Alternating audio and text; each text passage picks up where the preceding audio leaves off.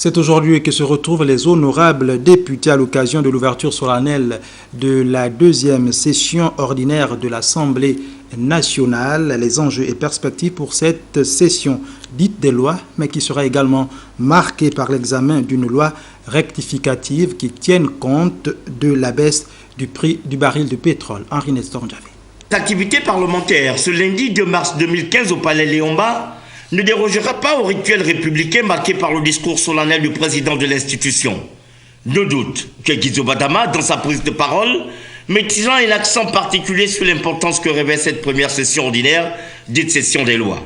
Des lois qui seront examinées, notamment celles qui se trouvent d'ores et déjà sur la table de travail des honorables députés, parmi lesquelles la proposition de loi portant répression des manifestations de xénophobie, racisme, tribalisme et intolérance religieuse.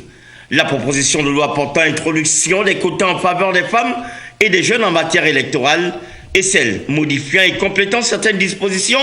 de la loi sur l'autonomisation administrative de l'Assemblée nationale et du Sénat. Les élus du peuple devraient également examiner un certain nombre de textes de loi émanant du gouvernement en phase avec le contexte actuel, c'est-à-dire celui de fortes attentes des populations, tout en étant dans la vision du président de la République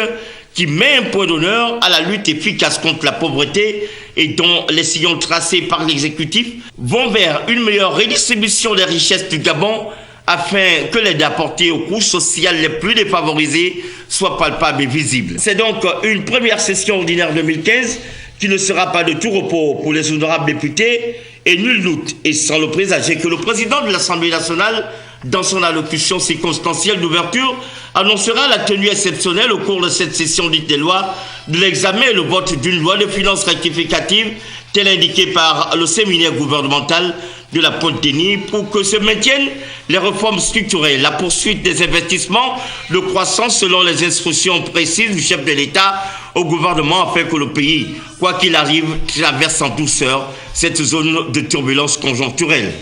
Il appartient donc aux élus du peuple d'être plus regardants sur les programmes et autres projets publics, projets de développement